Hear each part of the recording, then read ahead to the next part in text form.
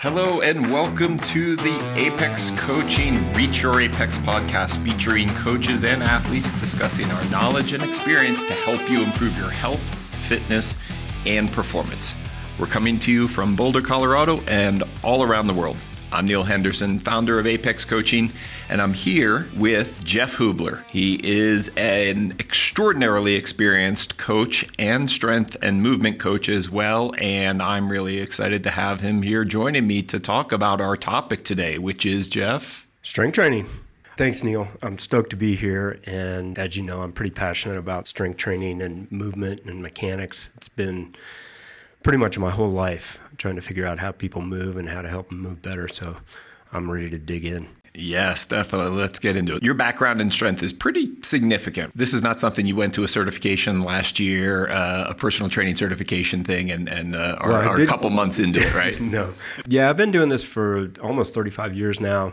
In college, I worked in exercise physiology and sports psychology, and then started coaching pretty much when I was in grad school, but that was more in the form of field sports. And during that time, coaching has always been a passion for me, but the understanding of human movement has also been a passion. And ever since then, I've been trying to figure out how to make people move better, more efficiently, and not get hurt. So with field sports or ball sports, where there's a lot of collisions, there's a lot of lateral movement, there's a lot of force being produced and some immovable objects a lot of times. Those things happen, and we got to figure out how to be better at it, moving, using your body as a mechanism to apply force, and strength is key. When we talk about strength training, why is it so important? I can tell you from in my early days when I was in school and looking at the research with strength training, it really seemed like, well, performance side, we don't really have a good body of evidence. And this is, again, a while ago because I'm kind of old. But there was this thing of there's definitely reduced injury potential for folks who are doing strength training. Again, specific to the endurance athlete population. Is that still kind of the key thing, or is there are other things that we should be thinking about? It's a pretty broad area, and there are now a lot of data to go with the performance side of what strength can do. And it also is more and more evident that strength keeps you healthy and resilient. I think there's two key things that you just mentioned there. One is the performance side, and one is the longevity or resilience side. Originally, those were pretty anecdotal, but we knew it. Right? We just didn't have the numbers to go with it. And especially for endurance, right? Back in the day when we were looking at football, for instance, there's reams of evidence there, and how to produce power and that kind of thing, and how strength training is beneficial. That's why it's a $1 billion+ industry in college sports, professional sports, etc. But on the endurance side, it really wasn't there. And as we dig into this, that's kind of what we're going to talk about. It gets pretty broad here. I don't want to get too carried away, but at first, it was really interesting with endurance athletes to watch how they'd go, oh, yeah, I want to do strength training. And first thing you would see was a leg extension, and then you'd see people doing 30 reps. I'm like, yeah, that's probably not too much different than what you're doing on the bike already. So, fast forward now, we know that what you want to do in the weight room is almost what you're not doing out in the field. This episode of Reach Your Apex is brought to you by Blanca Bikes, the ultimate cycling destination in southern Spain. They've got premium bike rentals, guided rides from local experts, and top-notch mechanical support, ensuring every pedal stroke is perfection. And now, Blanca Bikes just opened a brand new cafe in Calpe, your new go-to spot to watch all the spring classics live from Strade Bianche to Liège-Bastogne-Liège. If you're nearby, swing by, grab a coffee, and soak up the cycling culture with fellow fans. If you're not in Calpe yet, here's your excuse. Book a trip, ride legendary climbs like Col de Rates, and experience the ultimate cycling community firsthand. Head to blancabikes.com to learn more and start your adventure today. The Reach Your Apex podcast is also an affiliate partner with First Endurance. First Endurance has been at the forefront of endurance nutrition since 2002, pioneering breakthroughs with cutting-edge research and innovative technologies engineered to help you become a better athlete. They don't chase trends, they trust in science. Their commitment to clinically proven ingredients and purposeful innovation ensures you're always equipped to do something special. Go check them out at firstendurance.com and use our discount code APEX at checkout to support the show and fuel your next breakthrough. When you buy First Endurance products using our discount code APEX, you're directly supporting the podcast. It's just awesome products we actually use and trust. Head over to firstendurance.com and use our code APEX at checkout. You get great nutrition. We get your support. Everybody wins. Reach your apex with First Endurance and Apex Coaching. I mean, how would you define strength training or resistance training? Use those terms often synonymously. They may or may not be the exact same. I think they're pretty much synonymous. And, we're just talking about resistance against a load, whether it's gravity, whether it's redirected gravity like a cable, it could be bands, it could be isometrics. All of those things count. Then depending on what you're using, then those loads can be fairly high, right? If you're doing isometrics, it's probably not going to be very high. You could use a wall. But if we're loading up a bar, we can get a lot of weight on there. So we're just talking about putting strain on the muscle, getting little bitty micro tears in the muscle to create a little bit of damage, and then it heals, and then it gets stronger, right? And that's hypertrophy and strength gain. It's pretty well documented that you're going to get stronger with consistent overload. We're going to have boosts in metabolism. We're going to have fat loss. We're going to have improvements in bone density. We're going to have reduction in injury risk. All of these things are pretty well known, and that's the reason a lot of people do strength training or are told to do strength training. Are we looking for performance gains? Are we looking for resilience, just trying to stay healthy? And then, we get into the specificity of things, specific adaptations to imposed demands. Doing bench press isn't going to make your calves grow, right? So that's right. So I think that as we go forward through this episode here, and we're going to talk primarily about strength and how we approach it from an endurance standpoint and how we load the body and some of the key considerations in getting started, both for somebody who hasn't lifted for a while and someone that's been doing this and might just need a little correction.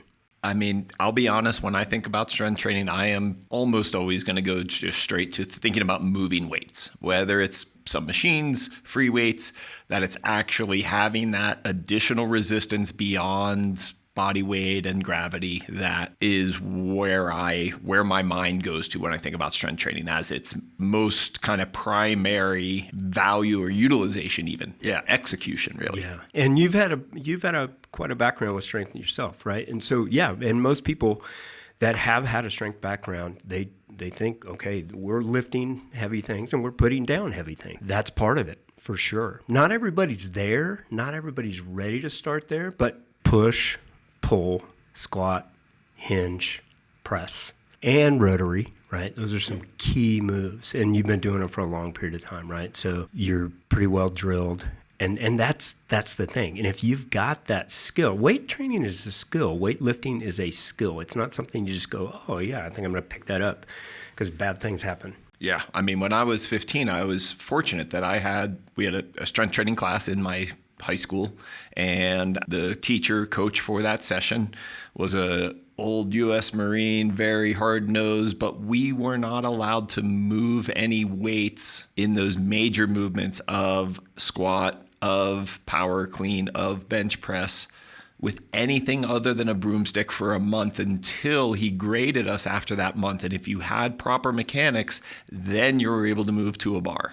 I fortunately was coached in that manner as well. Yeah, which I don't think there's many folks out there doing that, especially for younger athletes. I think there's way too much kind of an accelerated, way beyond the body weight way too soon for a lot of folks. Yeah, and I think there's this bravado that comes along with, I can do that, but I've just seen it too many times. Back to your point, we were talking about weight, and this is something that's relative to every person. And often I hear, well, how much weight should I use? Well, the old standard used to be, giving prescriptions in percentage of 1 RM. But the last thing I'm going to do to somebody who hasn't lifted is put them under a 1 RM. That's just not going to happen. Yeah, just rewinding, RM is repetition maximum. So like a 1 RM is the absolute heaviest weight that you could move in a given exercise one time. Testing that alone is nasty. Like you're putting risk, especially in it. And so doing things as RM is definitely not a great way. What do you do now?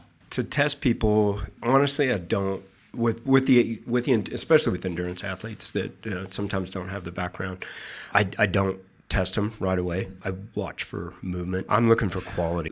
We're talking about how do we get there, right? How do we know we want to load somebody to create these adaptations, and we need a certain amount of stress on the body. And how do you get somebody to where they're ready to load? So the first thing I want to look at is, do they have clean movement patterns? What I mean is clean is, can they maintain a neutral spine? And can they understand what does that look like and what does that feel like? And if I say, spine neutral, a lot of times I'll see, shoulders come up, but then they overarch their lumbar spine, and that's not neutral. Or they tip their hips some way, and I'm like, that's not neutral. So first we want to teach, what does a neutral spine look like? And then how do you engage that? Right there, when you said that, I actually paid it. I'm like, I'm not doing what I should, even just sitting down. Just hearing that is that cue of, okay, I'm in a poor movement. I was slumped over. Oh, geez. Neutral spine. I just, again, not hyper, but getting to that neutral point, and it changes everything. And this is just sitting still. Sitting still. That's what I'm talking about, these patterns, right? And we can, this is another one we can dig into, but these pathways that we're used to being in, we tend to stay in them. And if we move in a certain way that's got a shoulder forward or a kyphotic bend or overarched lumbar spine, we tend to default to that. And if you take now a cyclist who spends hours, 15, 20 hours a week on their bike with their shoulders hunched over and, that kyphotic bend, that's fine there. It's not really fine, but it happens, right? Yeah. And then you take them and you think about, well, I'm going to put a load on this person's back. That is not a good recipe. So, yeah, they're set up for trouble. So what do? We want to make sure that they have kind of these 4 things nailed down. And the first one is that neutral spine. What does it look like? What does it feel like? And then let's start to remold this pattern, how the brain functions. And if you have a dysfunctional pattern, it takes time to decay that one and create a new one. And then we do it with frequency. The next thing, before I load somebody, I want to make sure that they understand what their shoulders are doing. We already mentioned it again, but shoulder retraction versus like this anterior rotation is really key because it helps you to engage the muscles underneath the scapula, the lower traps, etc., which tie into that lumbar fascia and keep you stable. The next thing I teach is how to space and brace. Now, what does that mean? It means your body, your spinal column, your torso is like this cylinder. It's circular, and we want to maintain the integrity of that cylinder when we create space. So when we inhale, take a deep breath, and we're bringing those ribs up off of the pelvis, we're still maintaining neutral while maintaining that space. And it takes some practice if you haven't done it, and it's engaging transverse abdominis, internal external obliques, et cetera, et cetera. But being able to maintain that, right? And now we're not even talking about under load yet. We're just talking about being able to do that. And then the next thing I want to see is I want to make sure that people know how to hinge from the hip without losing the spinal integrity. So hinging, if you're standing up, bending forward, but bending from the hip. So I often say, reach your butt towards the wall behind you. Let your knees soften. Let's pull back. It's kind of, if you can imagine you're out with a bow and arrow, right? And you put an arrow in that bow and then you pull the string back. It moves the same distance on the top and the bottom. The top doesn't move further and doesn't collapse. So, but those are the key things that I want to see. Okay, now you can do that. Now let's go back to that broomstick. Let's put a broomstick in your hand, either across your chest or across your back. And can you squat? Can you do all those things, right? I can give you an example of like how actually dysfunctional athletes can get. Myself as an example, I retired from racing triathlon at the elite level as a professional in 2003. I had a lot of injury stuff associated with my back from time as a teenager, things that I did.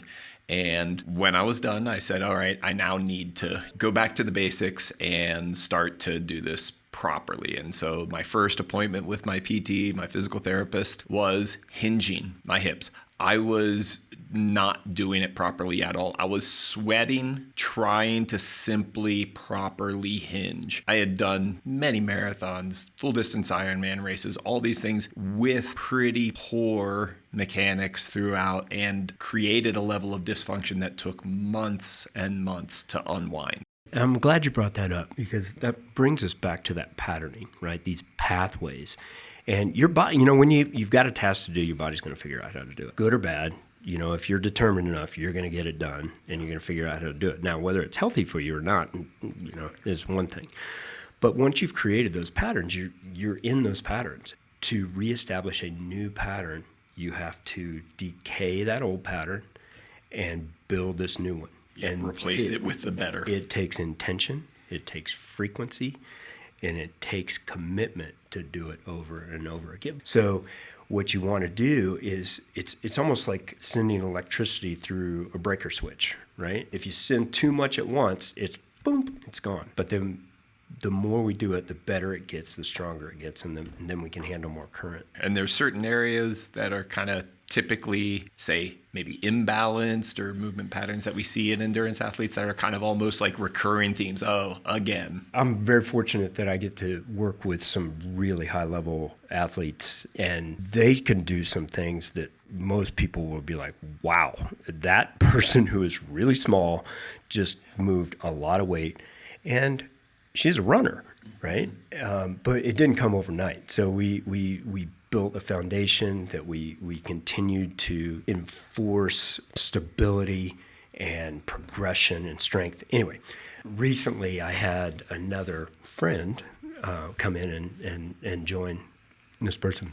And it's really interesting when we have somebody who's really good at one thing, like running, who is really fast, but when you put a load on them, it's not good. So super strong quads, super strong hamstrings.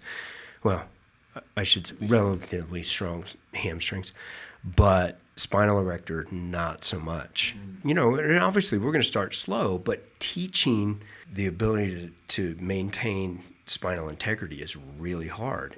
So if you got strong quads, weak spinal erectors, and you got rounded shoulders, and you put something on that, it's going to look like a candy cane. Right? The weak link kind of thing, like a chain. So what do we do? At either end, but weak in the middle. That's exactly. A problem.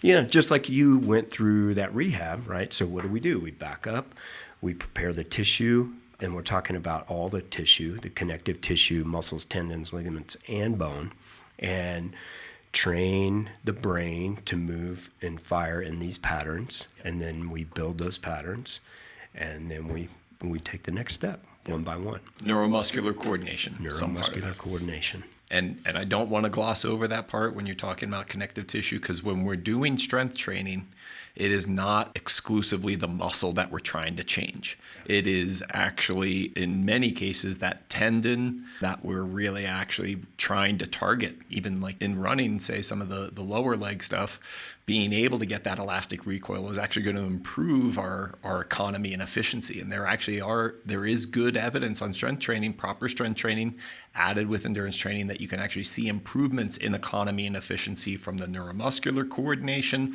as well as from being able to load and utilize the tendon to create force. Yeah, absolutely right. Absolutely right. And that's one of those components that we build into a year-round strength training program that, I call it elasticity or recoil, and we use that rebound from the tendon to create explosive movements, right? And it's almost free energy. But it takes time to develop, right? Yeah, and that's not a starting point. So plyometrics and heavy loads are not the starting point, even though the way I think about it, like that's what I go to first in many cases. If you don't do some of these other things, which let's talk about that. Like, what's a starting point? If somebody doesn't have a strength background at all, or it's been a considerable period of time, and I would say months to years would probably be a considerable time, not a couple weeks. One of the things I like to use is what I've called activation, mobility, and stability, AMS. And it's just a short program that involves working on range of motion, the ability to brace, controlling unwanted movement, mostly rotation through the lumbar spine and the pelvis, using unloaded moves and gravity, and then just really controlled, directed moves. These can be done with very little, if any, accumulated fatigue, and you can do them every day. So there's that pattern loading and learning, right? And then we build in some split stance RDLs or hip hinges and practice that spinal stability and get the glute and the hamstring involved. And then we work on that for a little bit. And then once we demonstrate that, hey, I can control unwanted movement, then we start to progress. Add some load. But it starts really slow. Yeah. And I mean, we have some exercises that you've done from that activation, mobility, stability, and the velocity library. They're not long sessions. I think they're 3 to 9 minutes. A couple of those in there. If you want to give them a try on the Apex Velocity site, you get a 2-week free trial. So you could do it every day for 2 weeks. And I guarantee you're probably going to see some pretty considerable change. It's so funny. Most people that, I see people that have had a strength background and then they come in and do that and they don't realize how much movement they have at the spine. And they're like, wow, this is really hard. I'm like, yeah, but you're trying not to move and you're moving. So we gotta you need more of this. But, and it doesn't have to be extremely perfect on the first go around. But what you want to do is understand where your weaknesses are and then address them.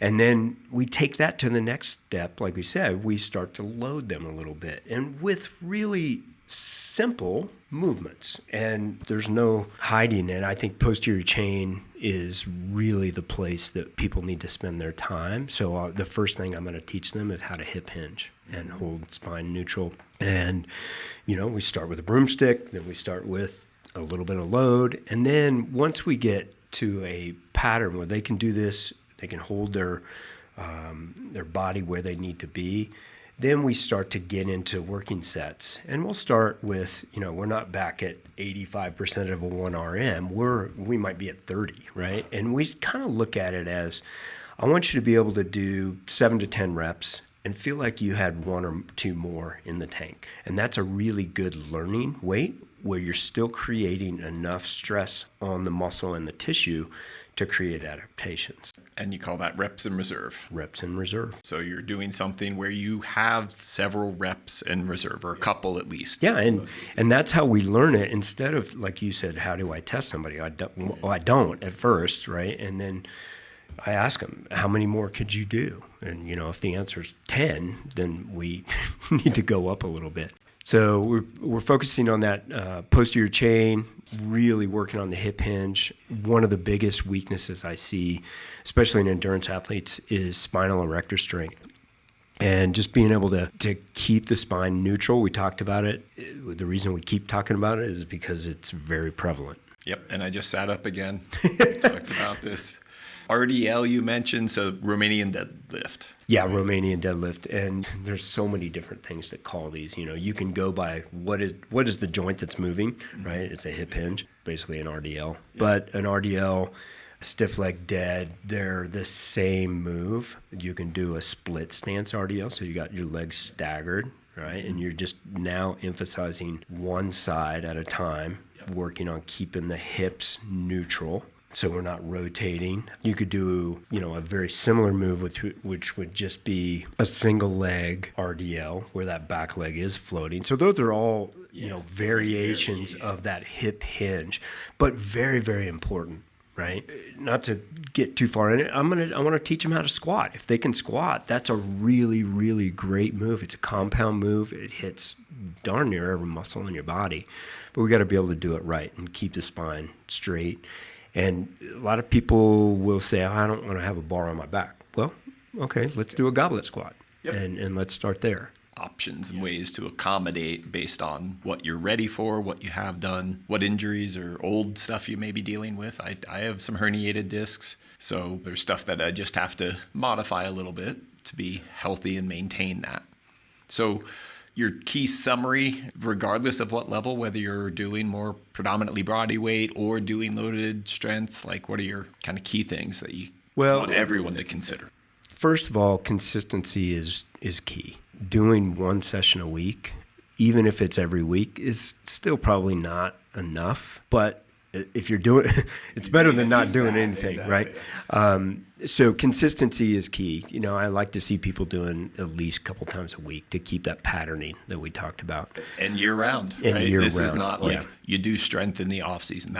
Those are ancient ideas that do not really apply, especially if you're not 18 years old. Like if you're in your 30s, 40s, 50s, 60s, 70s, like the majority of the people that we work with, strength training is a year-round endeavor. But even on the performance side with, people that are in their 20s and they're competing, all the runners and cyclists that I'm working with through their competition season, we are lifting year-round. And we're doing 2 times a week. We're just not doing heavy loads. Yeah. We might change the speed. We might change the direction. We might do, things that are more neuromuscular. But we don't want that to become dormant. So we're doing it year round. So consistency is absolutely key. The other thing would be a progression. Start where you are, not where you want to be, right? Because that's a good way to go backwards. And quality is key.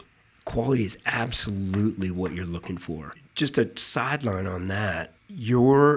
Say you have been lifting for a period of time and you're really comfortable with it, but you're not going to be able to lift the same loads every time you go in. Some days are better than others, and you need to adjust to that, not get hooked into this number on the bar or whatever. What do you feel like today? What can you handle? Right? Just like we would do with our other training. Step ups versus lunges versus, there's different things that are similar, but there's some variation to it, and the kind of movement and the quality of movement really effectively your form. Right. Being able to maintain, again, that neutral spine, being able to maintain those aspects that it is a quality of movement. It's really what you're... Absolutely. We've got this new pathway that's really clean, and we want to stay on it. We don't want to create something that's over in the ditch, right? And there's no benefit to that. We know that from overtraining in other areas. And the last thing that I would say that's probably the most important is take care of your spine. Understand that the position that you're in is very powerful about how you carry yourself, but it carries over into the weight room and into your other activities. But learn how to create space and brace and maintain that space. And then it's pretty easy when it comes to picking up something heavy. Final thoughts? We could dig into this for hours, and we will talk a little more for sure. But I just think it's really important for people to know that strength training is for everyone. It's not just athletes. Bone density is a real thing, and it's a real issue. And the best way to positively affect bone density is strength training. So don't think that it's not for you, because whether you're 13 or 37 or 73, strength training is key. That's a wrap for this episode of the Reach Your Apex podcast. Thanks for tuning in. We're here on YouTube podcasts. You can also connect with us on Blue Sky, Threads, Facebook, Instagram at Apex Coaching Co. for more endurance insights and training tips. Hey, if you enjoyed this episode, don't keep it to yourself. Share it with a friend, and of course, hit that subscribe button so you never miss a new drop. Until next time, keep pushing your limits and striving to reach your own apex.